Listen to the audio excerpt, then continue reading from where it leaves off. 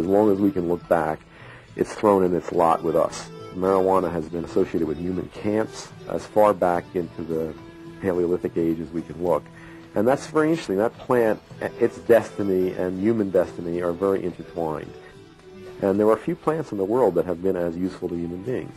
It provides an edible seed, an edible oil that can be pressed out of the seed, a very important fiber in world commerce, a medicine which has been very prominent in Europe and America over the years, and finally a psychoactive drug that's used as a recreational drug by millions of people. That's a pretty powerful way for one plant to provide for human needs. But in modern times, to merely be in the presence of this plant is a criminal offence. Millions have been and continue to be arrested.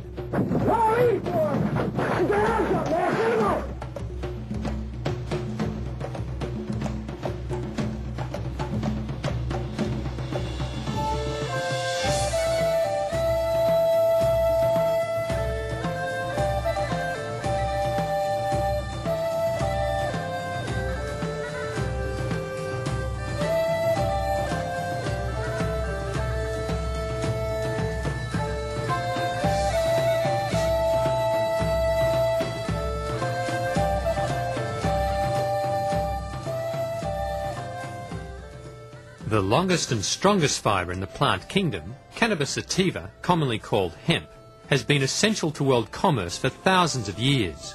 Before the mid-1800s, most ships were rigged with hemp rope and hemp sails.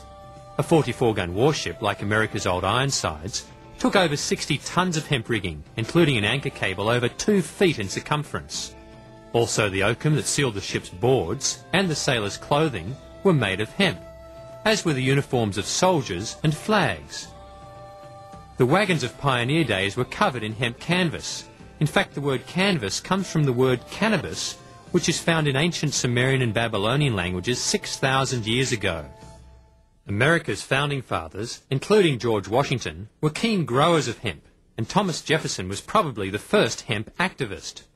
Realising hemp's value to the prosperity and defence of the nation, he encouraged farmers to grow hemp instead of tobacco. Today's activists rally in the thousands at annual hemp harvest festivals throughout the Western world.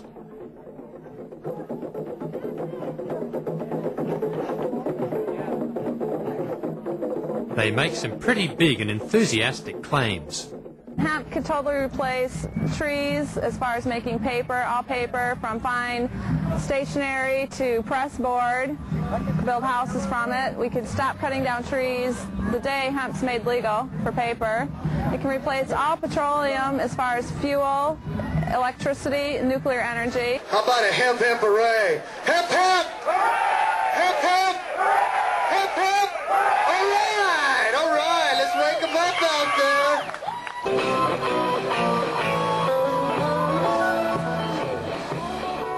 Of course, it's possible that some of these activists might have an ulterior motive, but nevertheless their claims warrant further investigation. Hemp has been the major paper-making material for most of the time since paper was discovered in China around the time of Christ. This first paper ever to be printed on, in about AD 770, is 100% hemp. By the 16th century, hemp was the material of choice for European paper makers. They made it into the finest and longest-lasting paper ever made, including the Gutenberg and King James Bibles, and many other famous works. America's Declaration of Independence was also first printed on hemp paper. Most paper of this period was made from recycled hemp canvas and old rags made from various fibres. For hundreds of millions of us today, paper is a way of life. The world consumes hundreds of thousands of tons of paper each year, and to meet this demand, hundreds of thousands of acres of forest are cut down each year. It's a worldwide crisis. In southeastern Australia, vast areas of old-growth forests are being chipped and bought by Japanese companies like Harris Daishowa. Eugene Collins is a forester turned activist. Most of these forests take in the vicinity of 150 years to mature and to provide habitat for all the arboreals that require the hollows and things like that in them. This operation will be operating on about somewhere between 40 and 80 years, which is about half of what it takes for these forests to regenerate to their full maturity. This is basically a resource grab by an industry that's in trouble. The whole operation is a biological disaster and should be stopped immediately. There's no need to be flattening these forests. We could be doing it with alternative fibres. Hemp and Cannabis are just two of them. Mommy, Mommy, tell me about the trees. And tell me again about those fish that swam the seas. And why aren't they here for you and me? Why can't we live in harmony? Cut the trees down to the ground. They took the fish till there weren't any around. They said it was for you and me. But I say it's for a growing breed.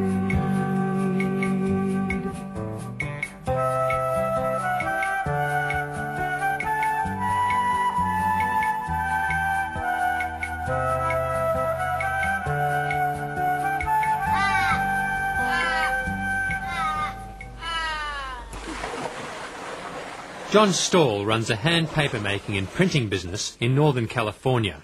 He has found that hemp stalks produce the best fine quality art paper. Wood pulp is used for paper making not because it's suitable, simply because it's cheap. And it's a byproduct of the whole logging industry. But the available cellulose is something like 30%. It's really not very good and has to be processed with all kinds of toxic chemicals. Since the invention of the wood paper process around the turn of the century, paper quality has deteriorated, and so has the environment. The water that comes out of the pulp plant, out of the pulp process, has large quantities of chemicals that are potentially toxic to marine organisms that live in the bay.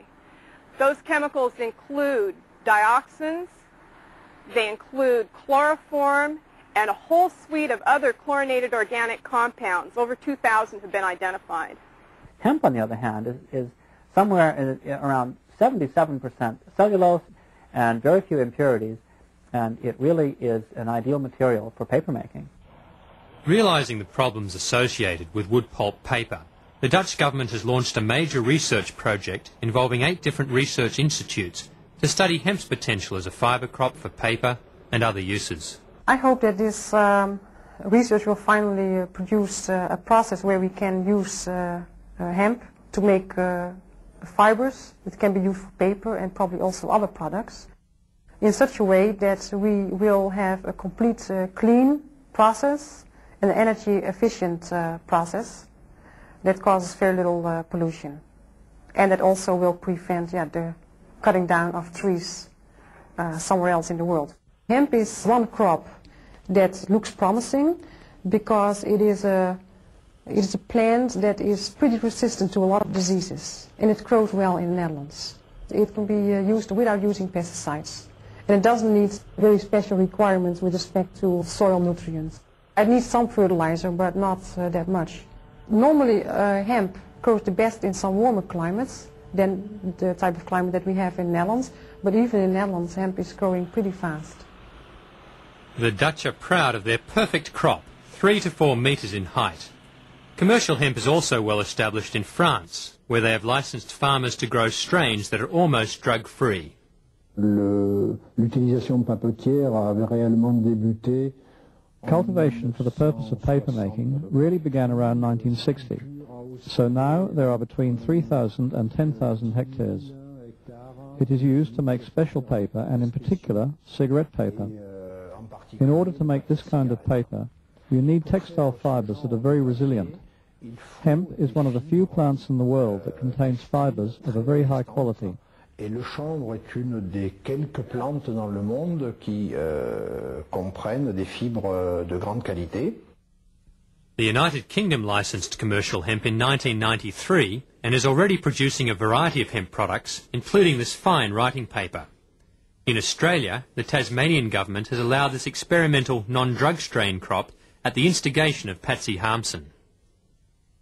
In Australia, we'd be very silly to let a crop like hemp go because it could solve a lot of our problems. One of our major problems is soil degradation, and just like in the old days when hemp was used to repair land after soil erosion, it could just as easily be used these days for repairing our own soil.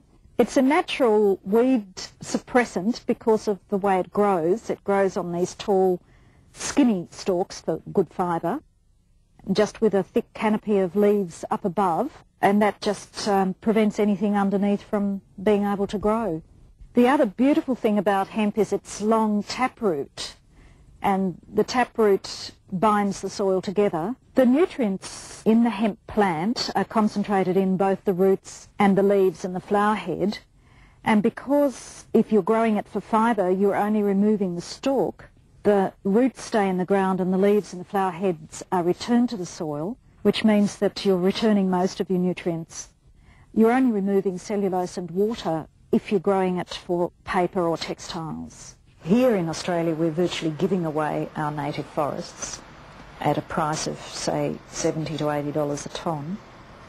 Hemp, on the other hand, could be a wonderful replacement and would fetch $400 at least a tonne. Jim Young is one of the few voices in the US paper industry calling for change. He's the executive editor of Pulp and Paper magazine. North America obviously has been blessed with an abundance of wood fiber, but the situation is changing now. We're coming to the end of the line on the virgin timber, and it's time to look at other sources of fiber to be used in the pulp and paper process here. And hemp is certainly one that should be considered for that use in future operations of our pulp and paper mills. The federal government has recognized the need for finding alternatives to wood pulp because we're running out of trees. Way back in 1916, they published Bulletin 404 from the United States Department of Agriculture suggesting hemp as an alternative for wood pulp. They discovered that an acre of hemp would yield 4 times as much pulp as a wood fiber on a sustained yield basis. Not only that, the hemp can be grown anywhere. It grows like a weed so that you could very easily supply the pulp mills with hemp and save the few trees that do remain to us for timber. The textile industry is also experiencing a resurgence of interest in hemp. The beauty of the hemp fibre is that it could be many things depending on its method of cultivation and the method of processing.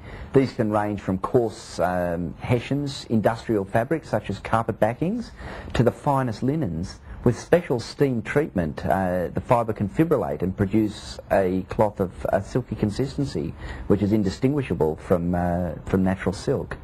It's limited only by your imagination and the technology that's been developed over hundreds of years. The fabrics that we're producing at the moment utilises either pure hemp or a blend of hemp and cotton. The jacket, for instance, that I'm wearing at the moment, 100% 11-ounce hemp linen. It has all the characteristics and appeal of a natural linen. Hey, you children of the land, don't be fooled by the ball of the waves. It will cause sorrow and woe for our people and our land.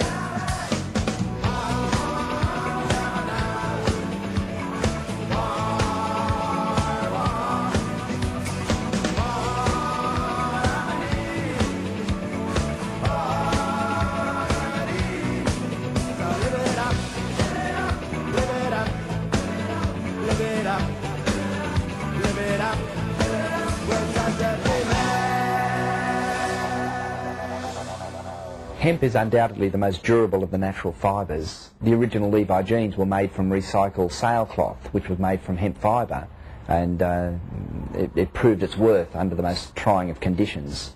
The testing we've done over 3 years, 3 years of very hard wash and wear, don't make the slightest impression on the hemp fibre. It softens, but it doesn't weaken. In terms of yield per acre, hemp probably outproduces cotton by at least 200%.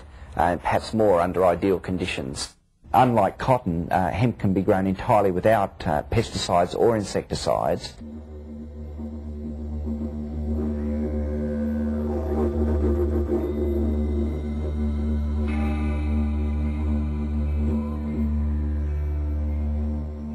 The cotton industry is basically a chemical industry. It's highly dependent on the use of pesticides at all stages of production, right from the drilling of the seed through to the harvesting. That's pollution of air, water and soil, and eventually people. Cotton is the fourth largest export earner, foreign exchange earner in Australia. It's the heaviest user of pesticides of any rural industry. The cotton industry's got to change, and there's got to be alternatives. Got to have different sorts of crop rotations, use of various sorts of other fibre crops, etc.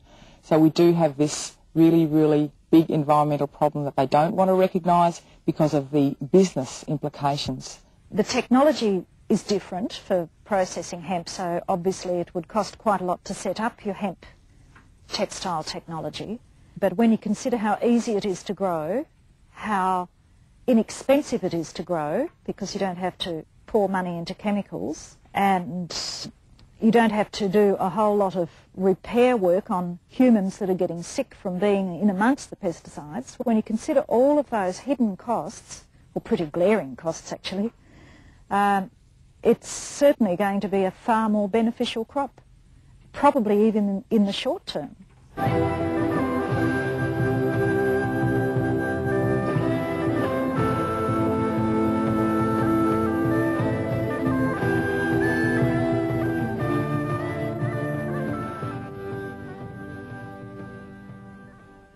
Prior to 1937, 70 to 90% of all rope, twine and cordage was made from hemp. Hemp strong fibres can also be utilised in hundreds of composite products. Henry Ford used hemp and other natural fibres to make the body of this car in 1941. William Condy has a redwood lumber business in Oregon. In the face of dwindling redwood supplies, his company has taken some bold steps to solve the problem. We talk about advanced composites from annual fibers. This is a way to solve the forest crisis. Trees are fiber. That's what we cut them down for. You take a Douglas fir tree, the longest fiber was 3/4 of an inch. Well, here's hemp. And this stuff is like, instead of partials of an inch, this is like feet long. When you're making composites, there's a rule that says that if everything else is equal, the longer the fiber, the stronger the product. The truth of the matter is that hemp is a superior fiber to tree fiber in every way conceivable. What we created here is we created what's called medium density fiber board. In all of the major strength tests, hemp tested out to be 2 to 3 times stronger than the boards that were made out of tree fiber. We can actually make anything from a 2x4 to the body for a stealth jet bomber. George Tyson is also an innovative hemp researcher. The food industry is looking for a water-soluble, biodegradable materials that they will be able to make food containers with in the future, because their primary concern is to take away the materials that formerly found themselves going into landfills and making material that will fully biodegrade or recycle. We certainly believe we could package hamburgers. The trays may look something like this. If these products were tossed out or ground up and spread on the landscape, they would be nature's fertilizers. There would be no toxic effect. This could lead to fast food places serving you the food in a container of a flavor of your choice, strawberry, mint, or chocolate, and then you eat the container as your dessert. We envision hemp as being a complete new wave of the Industrial Revolution, that there'll be a complete new industry that will come out of this. Actually, there'll be thousands of products that can be derived from this fiber and from the oils of the seed. Hemp seeds contain up to 40% high-quality oil, a combustible oil that has traditionally been used in lanterns. A simple process now allows it to be converted into a relatively clean substitute for diesel fuel. In past centuries, hemp seed oil was also a major base for durable, non-toxic paints. Many great paintings are hemp oil on hemp canvas. In the Ukraine today, hemp seed oil is still a major ingredient in the commercial paint industry. It is a nutritious base for cosmetics and is also a highly nutritious edible oil. Hemp seed oil is unique in having such a high proportion of the omega-3 unsaturated fatty acids with a very strong cardioprotective effect. Hemp seed has been used for millennium as a staple food by many people around the world. It has a near complete balance of essential amino acids, second only to soybean. Well aware of this, Alan Brady is one of the few modern hemp seed chefs. Once it's in this form, it's all roasted and ground up, you can get creative and you can make a million things. You know, it's like I make halva. If you want to make something where any kind of bread recipe, pancakes, anything, just leave out half your amount of flour and replace it with this stuff right here. Get totally creative, make delicious things, and have fun with it.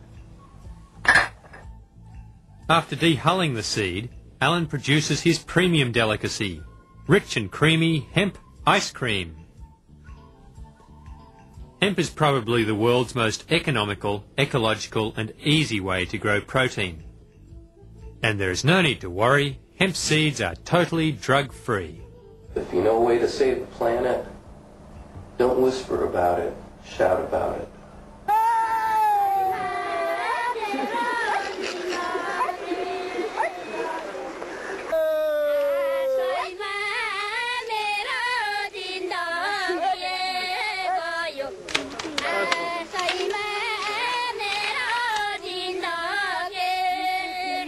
We are hemp revolutionaries, and to present ourselves directly as a hemp revolutionary, it is quite difficult here. Hemp's prohibition in Nepal led to a massive police eradication campaign in the early 90s.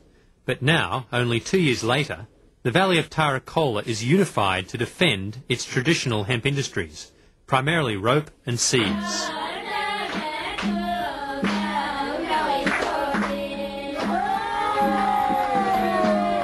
As this region is too high and dry to grow rice, the people depend upon hemp seeds for their survival.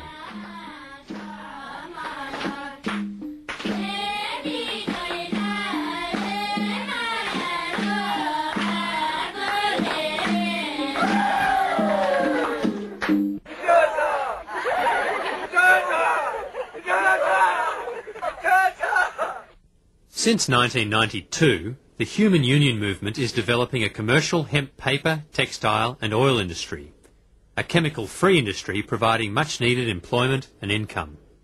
They do not have to make hashish out of their plant because they can sell the stalks, they can sell the seeds, they can have food and they can have money from one plant. So the people and the farmer of these surroundings are really appreciating our project here.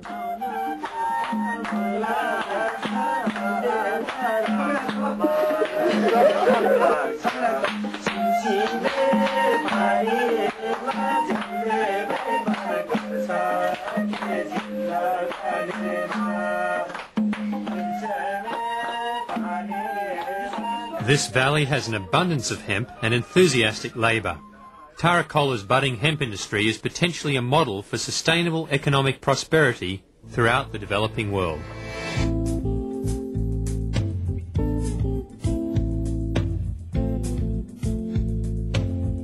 Hemp could be used as a fuel source, an oil source, as well as a paper-making fiber. Could hemp fuel help us to kick our dependency on highly toxic fossil fuels? Carbon monoxide is the leading cause of death in this country from poisoning. It accounts for more fatalities each year than all drug overdoses combined. Over history, it would be hard to predict how many people have died from gasoline that didn't know what killed them. It is a poison-spreading material because it is distilled with benzene, hexene, and xylene, and toluene. These chemicals are all known carcinogenic materials. Could this be the solution? That which fuels a romantic dinner is also a good fuel. Normal drinking alcohol, also known as ethanol, is the cleanest of all liquid fuels. George Tyson is developing techniques to produce ethanol from fast-growing, high cellulose plants like hemp. We jokingly say this is the fuel that if you were burning it in your car, the reason a dog would chase your car was because he liked the smell of the exhaust pipe. As you can see, there is no smoke emitting from this in this room. Try this with a tablespoon or two of gasoline, and you will have the comparative test. Also, when your engine is through burning on gasoline, take it apart and see how much dirty carbon you find in the engine. We found that running a car 3,500 miles, we couldn't even get a white glove dirty when we took our finger inside of the exhaust pipe. All plants are storehouses of solar energy, and all plants can be fermented to produce ethanol fuel. Plants also produce the oxygen needed to combust the fuel in a car. The emissions, carbon dioxide and water, are reabsorbed by plants. It is a clean and balanced cycle. When one reviews all of the possible alternative fuels that we may use for transport use, ethanol emerges as about the only one that can achieve significant reductions in carbon dioxide accumulation in the atmosphere. Even the 10% blend, where you only have 10% ethanol in the gasoline, lowers some emissions as much as 25 to 30%. For this reason, blends of 10 or 15% ethanol with gasoline are being used in several states in the US and in Australia as a means of reducing air pollution. Ethanol blends also eliminate the need for lead in fuel. The ethanol is being distilled from sugarcane, grains or residue starch, as is the case with this ethanol plant in Nowra, Australia. Ethanol produced here is also being added to diesel fuel. Buses running on this new 15% ethanol fuel are emitting up to 40% less carbon monoxide, 50% less smoke, and up to 10% less nitrous oxide than straight diesel fuel. In the context of ethanol making a significant contribution to transport fuel needs, we need to think about producing ethanol from cellulose, or more correctly, lignocellulosic feedstocks.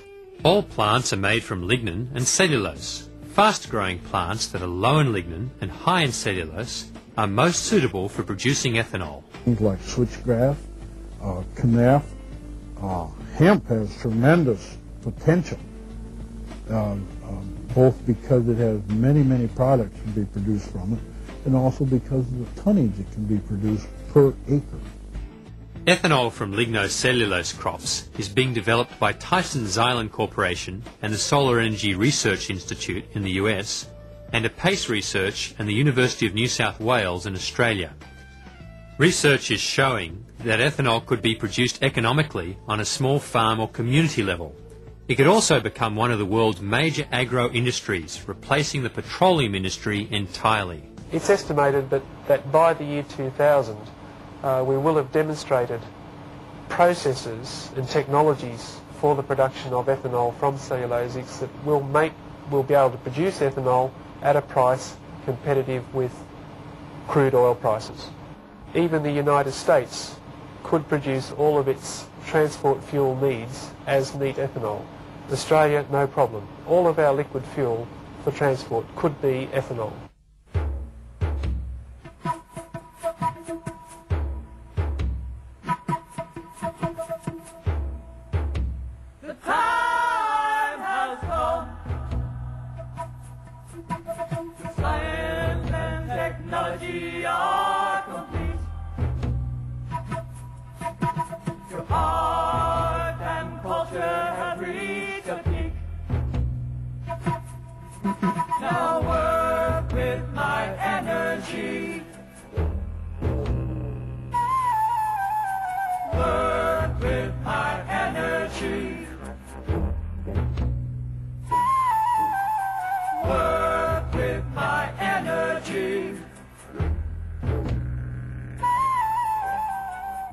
These days, the hemp plant is most commonly associated with the drug marijuana found in its flowers and leaves.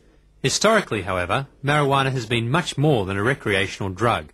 The father of Chinese medicine, Emperor Shen Nung, included marijuana in his pharmacopoeia almost 5,000 years ago. Recently, marijuana was found in a 1,600-year-old skeleton of a woman giving birth near Jerusalem. Medical literature of the time indicates that marijuana had the power to increase the force of uterine contractions and to provide a significant reduction of labour pain. References to marijuana are also recorded in Egyptian, Assyrian, Greek and Roman writing from the same era. On the Indian subcontinent, marijuana is found in many preparations in ancient Ayurvedic medicine and is still widely used today. In the last century, marijuana was mainly used in tincture form as a treatment for migraine headaches, for menstrual cramps, for nervous anxiety, as a sedative. Dr. Lester Grinspoon is the world's foremost researcher and author on medical marijuana. Now, the modern uses of cannabis are quite striking. First of all, it's people who have to get cancer chemotherapies for the treatment of various kinds of cancer. Some of them lead to the most pernicious nausea and vomiting. And there are drugs which are used, available antiemetic drugs. But even the newest ones don't give everybody relief from this. Give them cannabis, about 90% of them get excellent relief. They refer to it as miraculous. It's used in the treatment of glaucoma. It's a disease of the increase in intraocular pressure, and it can lead to blindness. Well, there are drugs to treat this, but those drugs have a lot of problems with them. My condition is glaucoma, and after a year of trying the conventional medications, which are very serious, some of them are actually based on nerve gas, and my body did not respond well to them, a doctor decided to uphold his Hippocratic oath instead of the hypocritical law and tell me that if I didn't start using marijuana, I would go blind. It's been demonstrated that the cannabis has a remarkable capacity to lower intraocular pressure, and there are people now who believe that they have saved their eyesight by using cannabis. As long as I use marijuana in any way, such as eating it or smoking it, either way, my pressures remain perfectly normal, as if I don't have the disease at all. It's a total deterrent for me. Cannabis has also been proven to be of therapeutic value in the treatment of AIDS, multiple sclerosis, paraplegia and quadriplegia, asthma, epilepsy, pain relief, and other ailments. It has also been used as a topical antibiotic and analgesic. Dr. Andrew Weil was the first and about the only independent researcher to ever get permission to study marijuana. He carried out his lab experiments at Harvard University Medical School in 1968. He is also a well-known author. I think the great advantage to trying to find medical uses of marijuana is that it's so non-toxic. You know, relative to most of the drugs that we use in medicine today, it's very harmless. It just doesn't do that much to the physical body. But marijuana remains one of the most illegal substances on the planet. In US law, it is placed in the most dangerous category, Schedule 1. It's in that schedule that drugs like LSD, heroin, and marijuana are placed. And drugs that are in that schedule can't be used at all. They're completely off limits. You can't even do any clinical research. For the last 19 years, all efforts to pry cannabis out of Schedule 1 and just move it to Schedule 2 have failed. In 1972, the U.S. Drug Enforcement Administration's senior judge, Judge Francis Young, commenced hearings on marijuana. He came up with a 60-odd page opinion saying marijuana is probably the safest drug in the pharmacopoeia, and it certainly has medical utility, and it should be moved to Schedule 2. It's quite extraordinary just how steadfast the U.S. government has been in not allowing this to be used as a medicine. My hunch is that there's some kind of fear that if we use it as a medicine, the camel will get its nose under the tent, and heavens only knows what might happen. As Judge Francis Young said, it's unreasonable, arbitrary, and capricious, and I add immoral to that list. It's become so expensive on the street now that frequently these people who need it for medicinal reasons grow it, and they get caught. I was arrested and taken to a county jail, which was pretty unpleasant, for the illegal rape, as I call it. I tried it, and I was able to actually cook a meal and eat it. And ever since then, we smoked it for 2 years, and then that's when we got arrested. 12 agents from the local vice squad played Miami Vice, shattered their front door, put guns to their heads, drug them off to jail. I didn't have no shoes because they didn't let me, put my shoes on. So I went to jail barefooted. That was my worst nightmare that I've ever had. It's just awful that these people should have to suffer this way. I mean, the law imposes, here are people who are already suffering from serious diseases and disorders and symptoms, and the law is now imposing another layer of anxiety on these poor people.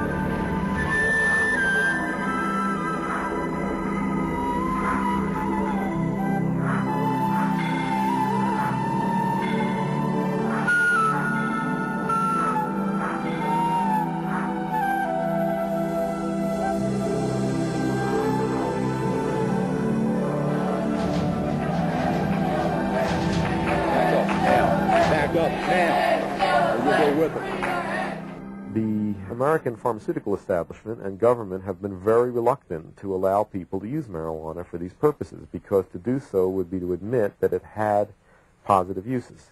And one of the fictions that has to be maintained in the war against this evil plant is that it has no redeeming qualities.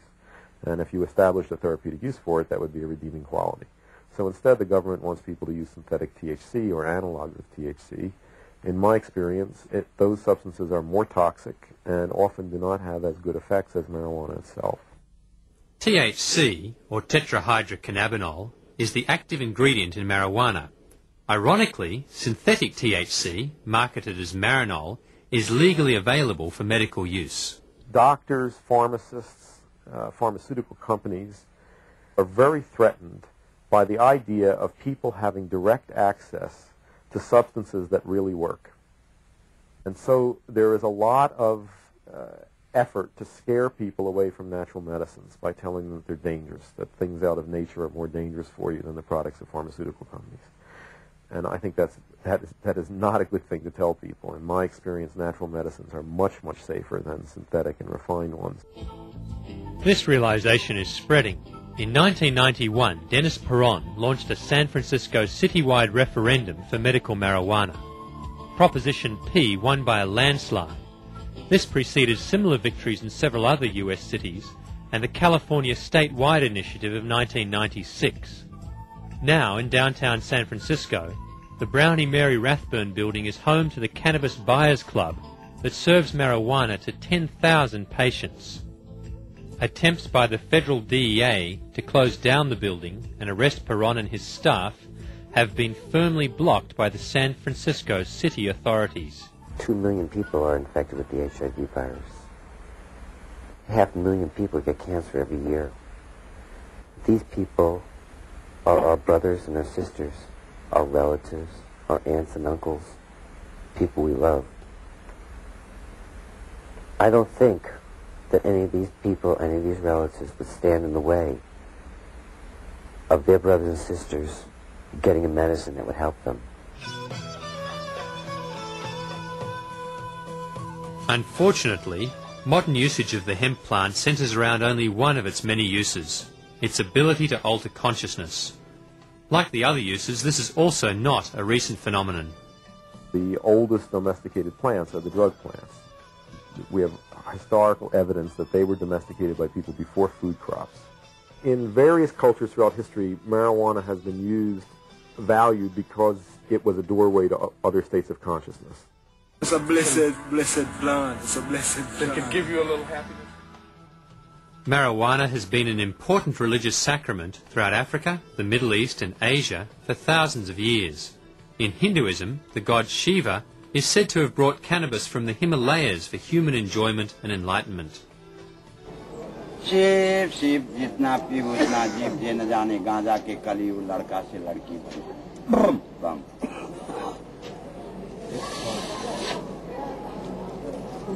Why then is marijuana use so controversial in Western culture? Marijuana cultivation and use in Europe probably was mainly as a fiber plant and food plant. And it's very possible that many people who grew it for fiber and for seeds did not know of its use as a psychoactive drug. Terence McKenna is a leading researcher and author on the traditional uses of psychoactive plants. The absence of a straightforward hallucinogen or psychedelic in the flora of Europe has given Western man a kind of particular horror of the kind of boundary-dissolving experiences that attend these plants. Another factor is the Christian church. The reliance of magical folk practitioners on plants was consistently suppressed by the church. So we have evolved our peculiarly alienated form of science and social polity completely in the absence of any connection back into the magical side of nature that Celtic and earlier peoples were very concerned to cultivate. So this, I think, is the source of our particularly destructive relationship to the earth and our particularly alienated state of social relationships among ourselves. Only 100 years has Western humanity and civilization actually grappled with the dilemmas which these substances pose. So we're at the beginning of making an adjustment which many traditional societies made a comfortable accommodation to millennia ago. Our beginning to make an adjustment has been a rough one. Our nation has zero tolerance for casual drug use. When I was in England, I experimented with marijuana a time or two, and I didn't like it, and didn't inhale, and never tried it again. If you do drugs, you will be caught. And when you're caught, you will be punished. One of the major concerns is drug use among young people. I think marijuana can make kids space out and lose their concentration, and I think the only remedy for that is good drug education, especially aimed at young people, about what are appropriate uses of it and what aren't. And I don't think it's a good idea to be stoned in school, for example. But we don't have any real drug education at the moment because in the present climate, that's impossible. You can't admit that illegal drugs have any positive uses. And all of the educational materials that are used in schools are designed to scare people away from that substance by exaggerating its dangers, and that doesn't work. If you tell a 15-year-old that all these terrible things are going to happen to him or her when they smoke marijuana, and they've already tried it and they know that it didn't, why should they listen to you when you tell them that crack cocaine might kill them? I wouldn't have if I was 15 and was misinformed like that. I think that kind of education has a very negative effect. I think it enormously stimulates curiosity on the part of young people to try the forbidden substance. Now, I can imagine a few whispers out there. Maybe you think we'll never get drugs under control, that it's too easy for the dealers to get back on the street. Well, those days are over, too. The revolving door just jammed. Some think there won't be room for them in jail. We'll make room. We're almost doubling prison space. Some think there aren't enough prosecutors. We'll hire them, with the largest increase in federal prosecutors in history. America is now the country with the highest rate of incarceration. Approximately 20% of criminal convictions are marijuana-related. There is no inherent psychopharmacological harmfulness of marijuana, which is anyway comparable to the harm of arresting more than 400,000 people, mostly young people, for marijuana transgressions every year in this country. We will look back on this era and the response to drugs in this country and think that was worse than what happened in the McCarthy era. It is insanity run amok, and there's not a sane voice in the federal government saying anything about it. All this vigorous prosecution of marijuana, for example, has changed a situation where people grew their own, and usually rather mild marijuana, into a situation where marijuana traffic is dominated by organized crime. The cash crop in California that is the most profitable is marijuana in California. A number of other states also depend heavily upon the production of marijuana. In addition to that, you have the profits made by banks through laundering money. What we are doing in the war on drugs is exactly what the most successful drug kingpins like. We are, in a sense, using government money to keep the small-time opposition out of the business, to keep the prices up, and to keep the supply coming from only the most protected sources. Prohibition breeds corruption and breeds a black market. And we've seen in Australia quite a large number of police officers who have been charged in relation to the supplying of marijuana, and that's the corruption element that's inbred. Lawrence McKinney holds the patent for extracting natural THC from marijuana plants for medical use, but the war on drugs has prevented him from using his patent. The major advantages of the drug war to the Justice Department is that the RICO statutes allow them to confiscate and sell anything they can find that's connected to any person who has any large amounts of marijuana. And the result has been such amount of money, over $1 billion last year, that these drug laws are simply phenomenally profitable to the Justice Department. Fighting a war on drugs is big business now. It is strictly to encourage this society of people who can't imagine themselves in another job other than fighting a war, and when they run out of wars outside of the country, then we're implementing our own military on our own people, and it's just gotten totally out of hand. Law enforcement, whether they are military or not, constantly try to take on more and more of the appearance of military, and it's a psychological tactic as much as anything else. When this happens to someone, the helicopters will come down and they'll hover and they'll direct troops, or there'll be troops traipsing in the woods near your house, and your animals will get frightened, and your babies will get frightened, and you'll get frightened, regardless of whether you're involved in anything illegal. When the walls have begun to crumble, when the laws have begun to burn, when the wind is singing freedom, when the stone begins to turn, when the wind is singing freedom, when the wind is singing freedom, when the wind is singing freedom, when the wind is singing freedom, freedom, freedom, freedom, freedom, freedom,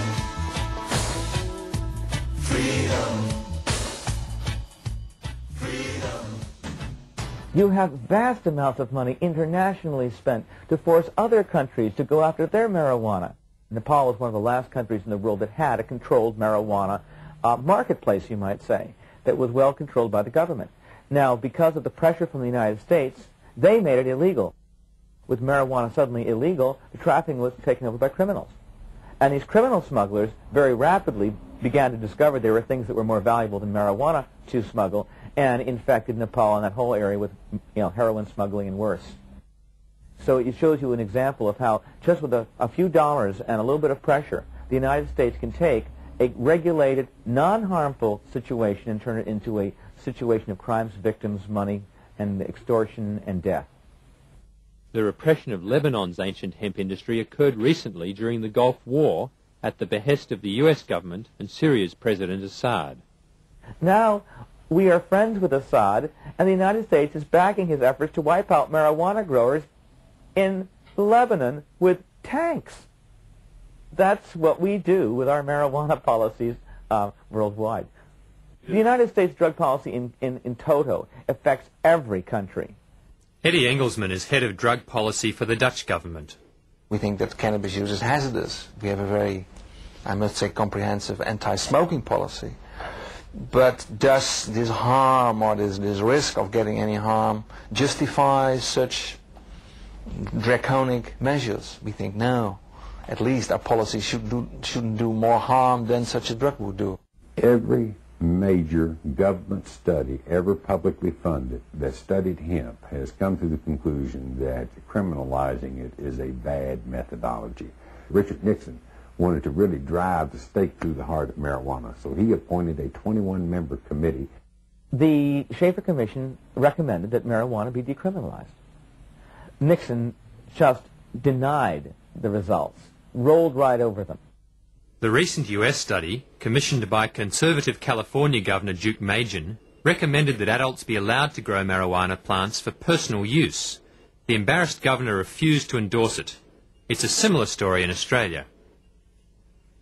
since 1970 there have been up to 12 inquiries or royal commissions or parliamentary inquiries into the drug marijuana, and all of those inquiries have recommended decriminalisation, and yet no government has been prepared to stand up and say, well, the inquiries have recommended decriminalisation, we will act on the recommendations of the inquiries. All the surveys show that over 50% of the community accept the use of marijuana, and if that is so, then what you're doing is getting a law that is enforcing something that the community doesn't necessarily want enforced.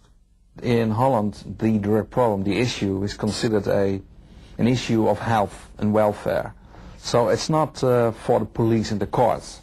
One objective of our cannabis policy, if I may say so, not to prosecute people. It is illegal, but to a certain extent tolerated, which has nothing to do with a laissez-faire approach, but we didn't want to push people underground.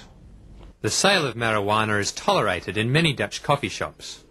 Nowadays, cannabis users have nothing to do with users using harder drugs. We have integrated education on cannabis in our general health education system in schools.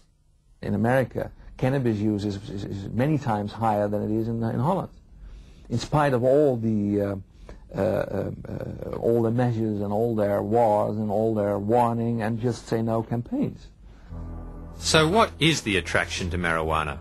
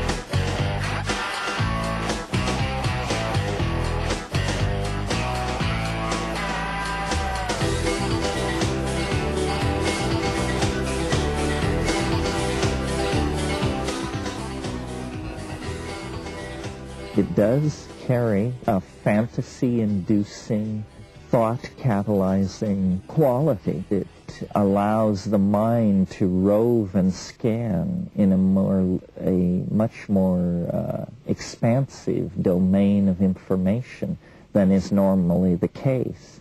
I mean, if you don't smoke cannabis, you may spend your evening balancing your check account. If you do smoke cannabis, you may spend your evening contemplating the causes of the Greek Renaissance. It's a perceptual enhancer. It's like a child seeing something for the first time. There's a little bit of that excitement about the visual world. It enhances the appreciation of music and the graphic arts. I have met many people who I think have experienced increase in imagination and creativity from experimenting with marijuana, who have discovered themselves as physical, sensual, sexual beings on marijuana who otherwise had not developed that part of themselves. They find that it's useful in gaining perspective and insight in their lives. Marijuana creates a receptive, suggestible state which could facilitate certain kinds of therapy. It often increases people's access to their own unconscious, to the images that they have in their mind, to their dreams, to feelings which they otherwise might not be aware of. So I think it could be in the right hands an aid to therapy. Not everybody is capable of using cannabis in this way, but it can be used in this way by people who make an effort to learn to use it in this way. Obviously, Western society fails to offer guidance on how to use marijuana beneficially. I've seen many people who use marijuana addictively, many people who use it all the time, and I think get very little effect out of it. I see people who smoke it and get groggy and doped out. The real problem is that people do too much. They don't understand that the best way to do cannabis is approximately once a week. The desire to have altered states of consciousness is basically healthy and normal. It can have bad expressions. And I think in our culture where there's no recognition of that desire and we don't teach young people how to satisfy it in healthy ways, it's obvious that we're going to see a lot of negative expressions of it. More money has been spent trying to find something wrong with cannabis than any other vegetable material in human history.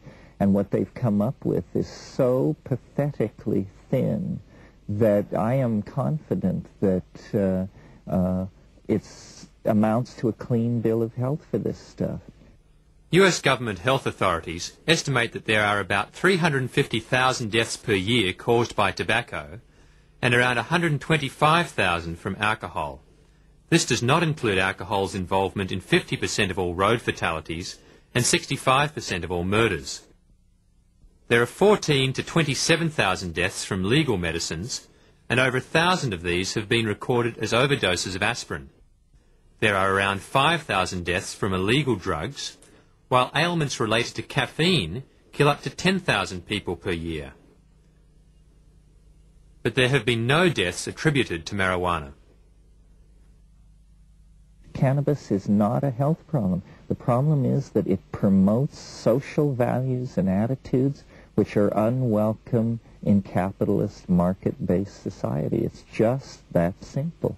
A drug like coffee with a horrendous health profile compared to cannabis is completely welcomed into the marketplace and the home and the lifestyle of modern people.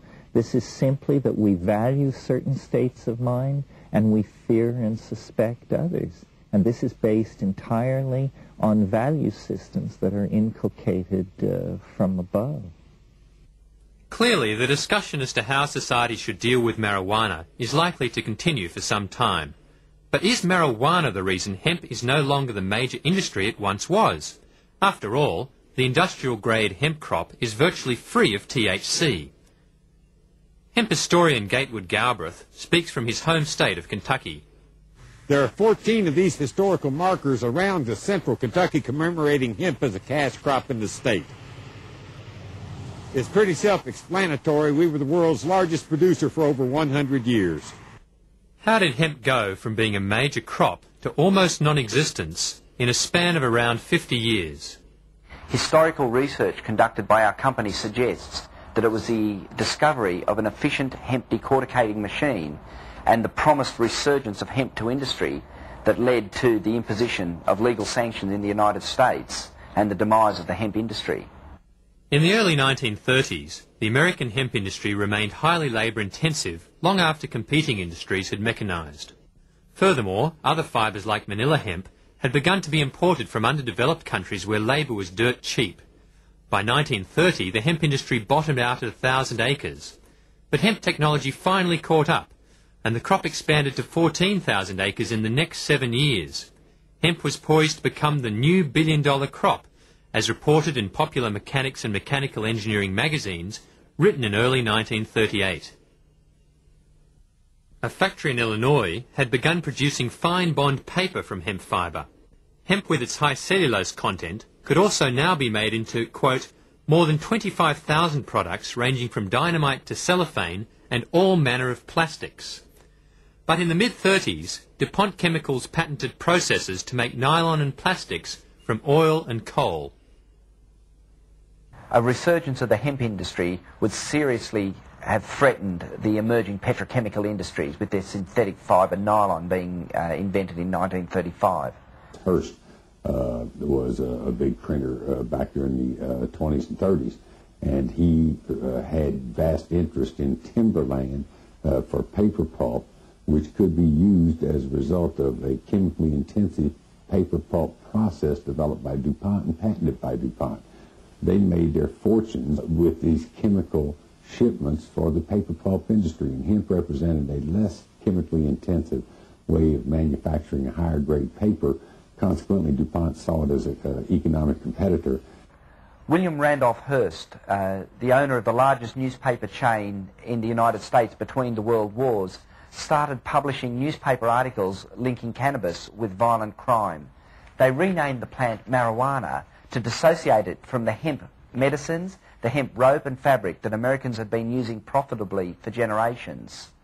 Many stories in his papers told of blacks or Mexicans using marijuana and being disrespectful or violent to whites, or trying to push their drug to innocent whites.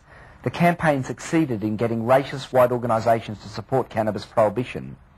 Hearst and Harry Anslinger, the then director of the Bureau of Narcotics, managed to get marijuana made illegal in 1937, thus destroying the hemp industries. This timing is interesting. The alcohol prohibition had just ended, and the people who had enforced it needed new jobs. This may well be why Anslinger pushed so hard to get cannabis banned. In Anslinger's words, if the hideous monster Frankenstein came face to face with the monster marijuana, he would drop dead of fright. Reefer Madness was one of the many movies made to whip up an anti-marijuana frenzy. The sale of marijuana is even more difficult to detect and halt than the traffic in drugs such as opium, morphine, and heroin. More deadly even than these soul-destroying drugs is the menace of marijuana. Under the influence of the drug, he killed his entire family with an axe.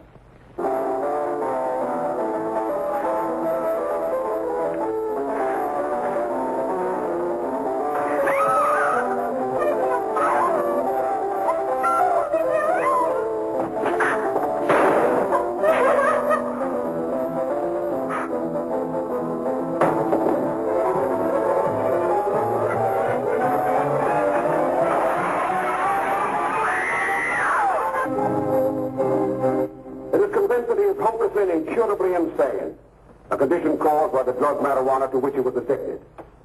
It is recommended, Your Honor, that the defendant be placed in an institution for the criminally insane for the rest of his natural life.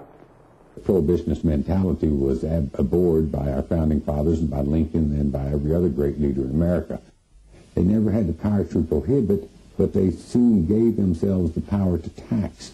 The laws which outlawed marijuana were not prohibitive criminal statutes. They were tax acts. The 1937 Marijuana Tax Act, where an ounce of marijuana was taxed at $200, or it was selling on streets for $1. At that time, congressmen voting on this piece of legislation were not aware that marijuana was hemp, cannabis hemp, that country had been using profitably for centuries. The hemp prohibition was initiated by American petrochemical companies in the 1930s to destroy the economic potential of hemp. It has nothing to do with the chemical effects of cannabis drugs or their perceived danger. It's a blatant case of industrial espionage to remove competition from evolving petrochemical substitutes for superior natural fibres. This was why the prohibition was brought in 1938, and this is why the prohibition is maintained. Despite hemp being a major fibre crop in America and the world last century, mention of hemp has been erased from museums and textbooks. This display on the history of American textiles in Washington's Smithsonian Institute contains no mention of hemp. When asked why, museum curator Arkido replied, "Children don't need to know about hemp anymore, it confuses them." Similarly, in the National Textile Museum, there is no mention of hemp, either on display or in the library catalogue. Another example of the hemp cover-up was the attempted destruction of all traces of the US Department of Agriculture's film, Hemp for Victory. This film, made in 1942, was used to encourage patriotic US farmers to grow hemp for the war effort. After 45 years of burial in government archives, it was rediscovered in 1989 by hemp activists. In 1942, 14,000 acres of fiber hemp were harvested in the United States. The goal for 1943 is 300,000 acres. Thus, hemp, Cannabis sativa, the old standby cordage fiber, is staging a strong comeback. American hemp will go on duty again. Hemp for mooring ships, hemp for tow lines, hemp for tackle and gear, hemp for countless naval uses, both on ship and shore. Hemp for victory. Straight after the war, however, the government once again abolished the hemp industry and eventually criminalised the plant. 100 years ago, the farmer produced all of the fiber all of the medicine, all of the fuel, and all of the food that this society consumes. That's what farming is you raise those four basic categories, fiber, food, medicine, and fuel, and you sell them in the cities. They're the basic necessities of life. The money flows out of the cities back to the landowner and to the producer, where land is the means of production of wealth. It's been that way for thousands of years.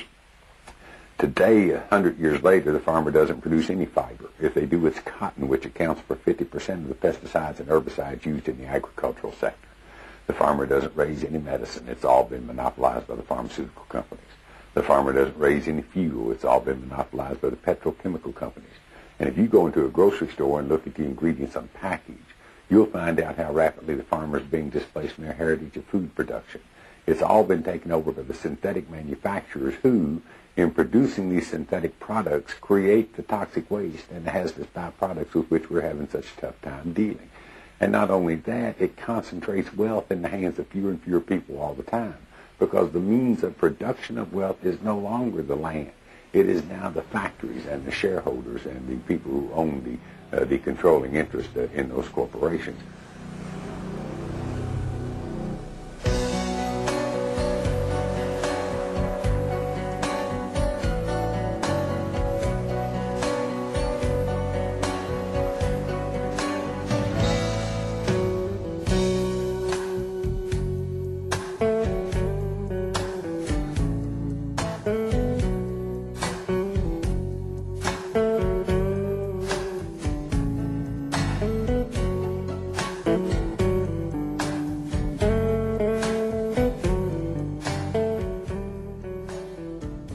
Does government have the right to tell man or woman that they cannot plant a seed in God's green earth and consume the green natural plant that comes up out of it? That seems such an inalienable right. That seems such a natural and basic way of communing with Mother Earth and with the natural cycle of things.